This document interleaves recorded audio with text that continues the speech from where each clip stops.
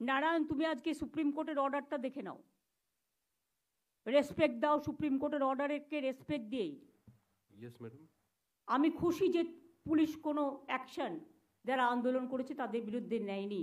এটা একমাত্র বাংলাই পারে, কারণ বাংলা মানুষকে গণতান্ত্রিক অধিকার দিয়েছে। এটা ইউপিতে হয় না, এটা বিহারে হয় না, এটা রাজস্থানে হয় না, এটা দিল্লিতে হয় না, তাদের মুখ বন্ধ করে দেওয়া হয়। আর এখানে যত আন্দোলন হয়েছে উইদাউট পারমিশন পর্যন্ত নেয়নি। হ্যাঁ, সিজে তোমাদের বলেছিল রেকর্ড করে রাখতে, ভিডিওগ্রাফ করে রাখতে, সেগুলো তোমরা করে রাখবে, যেগুলো তোমাদের নির্দেশ দিয়েছে সুপ্রিম কোর্ট। কিন্তু আমি এখনো মনে করি সুপ্রিম কোর্টও ডাক্তারদের রিকোয়েস্ট করেছে জুনিয়রদের কাজে জয়েন করার জন্য। আমিও ওই মিটিং থেকে রিকোয়েস্ট করব, দয়া করে আপনারা কাজে যোগদান করুন। যদি মনে করেন আপনাদের কিছু বলার আছেন, ইউ আর অলওয়েজ ওয়েলকাম। আপনারা 5 জন 10 জনের একটা টিম নিয়ে আসুন, আমি কথা বলতে পারি। আমার হেলথ সেক্রেটারিকে আমি পাঠিয়েছিলাম আপনাদের সাথে কথা বলতে। আপনারা স্বাস্থ্য ভবনে গেছিলেন, স্বাস্থ্য ভবনে গিয়ে আপনারা 3-4টে ডিমান্ড করে এসেছিলেন, সব কটা ডিমান্ড মানা হয়েছে। আপনারা বলেছিলেন প্রিন্সিপাল চেঞ্জ করো, head of the department change করো, আপনারা বলেছিলেন যে এমএসভিপি আছে চেঞ্জ করো, অ্যাসিস্ট্যান্ট সুপারকে চেঞ্জ করো।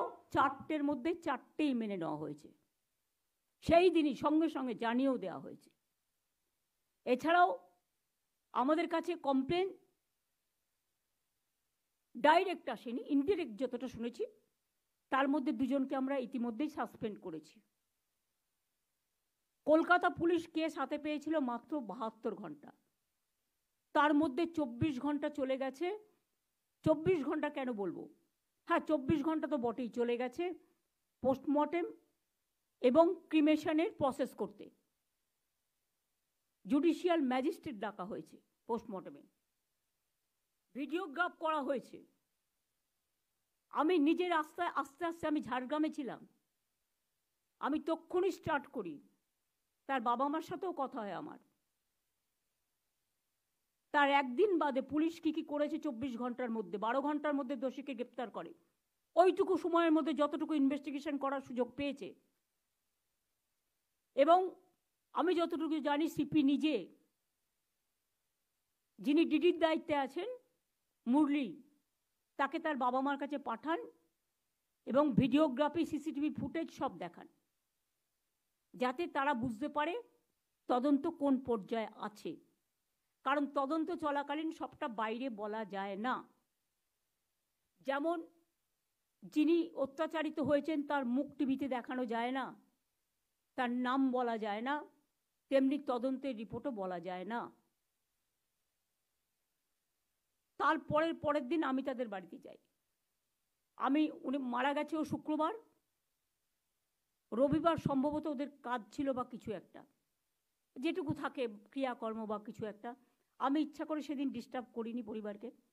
মুরলি গেছিল রিপোর্ট দিতে বিকেলে, সোমবার দিন সম্ভবত আমি তাদের বাড়িতে গিয়েছিলাম, মোস্ট প্রবলি সোমবার, মঙ্গলবারও হতে পারে, বাট আমার মনে হচ্ছে সোমবার।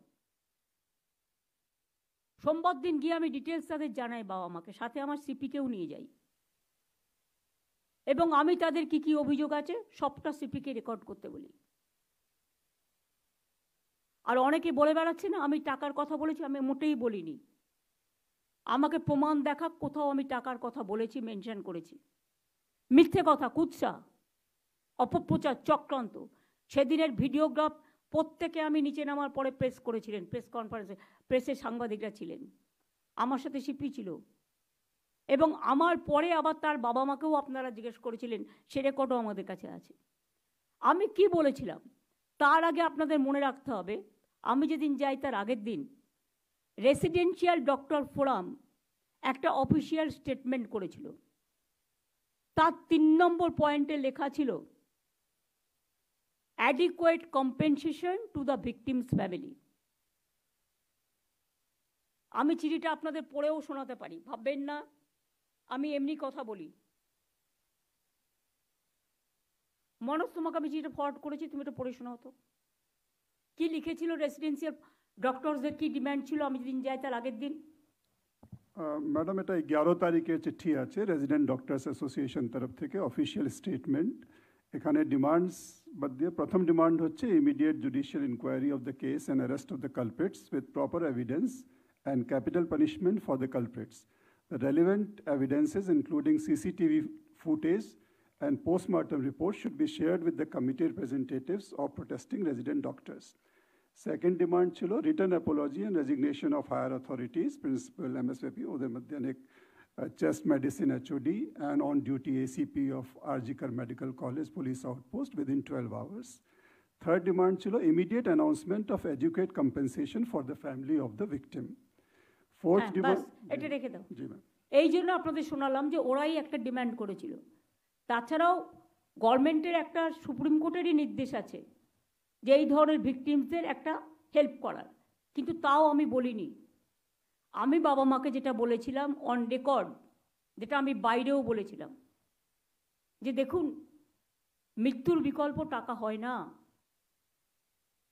আপনারা খুবই মর্মাহত, আমরাও মর্মাহত, কিন্তু যদি কোনোদিন মনে করেন আপনার মেয়ের স্মারক মানে মেমারির জন্য কোনো ভালো কাজ করবেন, আমাকে বলবেন, আমাদের গভর্নমেন্ট আপনার পাশে আছে, নাথিং এলস। আমি জানি কোনটা কখন বলতে হয়, এবং একই কথা আমি কিন্তু অফিসিয়ালি প্রেসকেও বলেছিলাম। তা সত্ত্বেও যারা কুৎসা করে বেড়াচ্ছেন,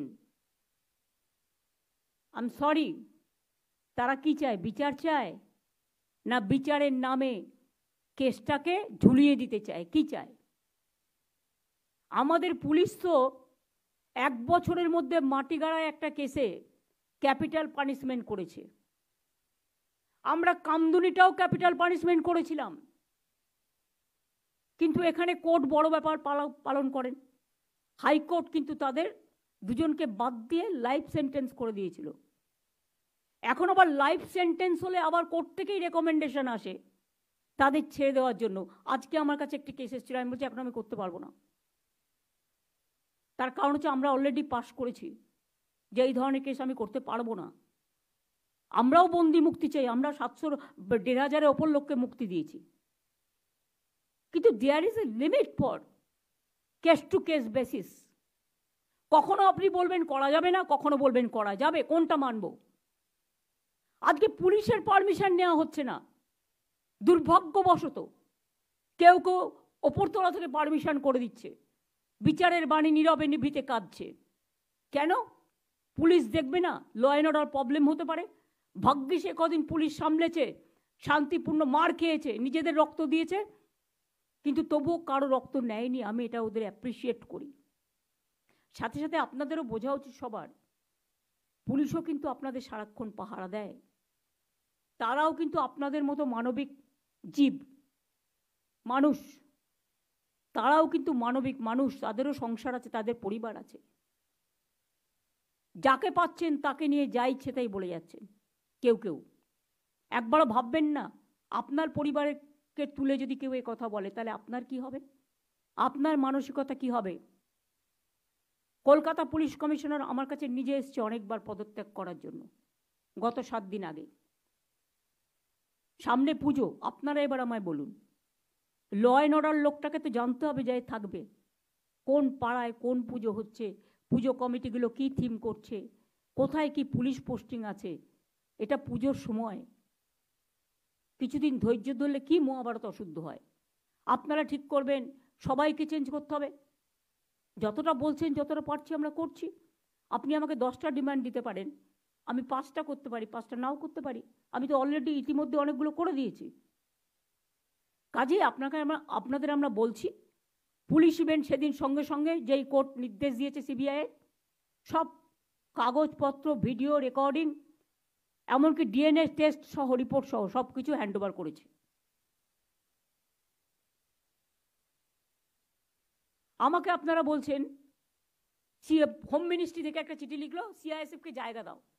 আমি ববিকে পাঠিয়ে ইন্দিরা হসপিটালের 30 বেডেড হসপিটাল এবং একটা প্রাইমারি স্কুল কর্পোরেশনের, সেই দুটোকে দিলাম। তারপরেও আপনারা যদি রোজ বলছে এখন কমিউনিটি হলগুলো আমাদের দিয়ে দাও, তাহলে এলাকায় এলাকায় যে মানুষগুলো বিয়ে, শ্রাদ্ধ, পৈতে, পুজো, উৎসবের নামে এটা করা হয়েছে কমিউনিটি, মানে এলাকার কমিউনিটির জন্য, তারা কোথায় যাবে? নিশ্চয়ই জায়গা খুঁজে দিন। আরজি করের পাশে আরও যদি জায়গা চায়, আরজি করের পাশে যে জায়গাটা পড়ে আছে, আমি সিএসকে বলবো ডেকোরেটর ডেকে আনুন, আজকাল সব কিছু হয়ে যায় খুব তাড়াতাড়ি। করে দিন, তক্তা পেতে দিন, খাট পেতে দিন, বাথরুম ওয়াশরুম টওয়াশরুমগুলো করে দিন। কিন্তু আপনি যদি একটা কনজেস্টেড এরিয়ায় আমাকে বলেন 2 ঘন্টার মধ্যে জায়গা খুঁজে দিতে হবে, হাউ ইজ ইট পসিবল? যে জায়গাটা আরজিকর হসপিটাল, সেই জায়গাটা ভীষণ কনজেস্টেড। আর যদি সেই জায়গাটা না করতে পারেন, তাহলে ওদের আপনাদের পুলিশের যে ব্যারাক আছে বিভিন্ন জায়গায়, যেখানে অ্যাভেলেবেল, দরকার হলে আপনি বাস অ্যারেঞ্জমেন্ট করে দিন, বাস তাদের তুলে নিয়ে আসবে, বাস তাদের পৌঁছে দেবে। তারা আর কি চায়? জামা কাপড় চাইলে দিয়ে দিন, খাবার দাবার চাইলে দিয়ে দিন, আর কি কি দেওয়ার আছে? আপনারা যদি কাউকে পাঠানো, দায়িত্বটা তো সেন্ট্রাল গভর্নমেন্টকে নিতে হবে।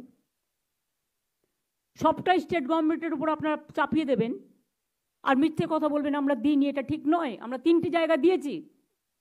কিন্তু আপনি যদি রোজ সংখ্যা বাড়ান বাংলাটাকে গ্রাস করবার জন্য, পুলিশের হাত থেকে সবটাই কেড়ে নিতে চান রাজ্য সরকারকে, কেন্দ্রীয় সরকারের এর মধ্যে পুরো চক্রান্ত আছে।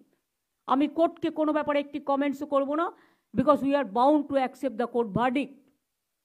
কিন্তু মনে রাখবেন কেন্দ্রীয় সরকারের সম্পূর্ণ চক্রান্ত আছে এবং আরও কয়েকটা left parties, they are also involve in this conspiracy,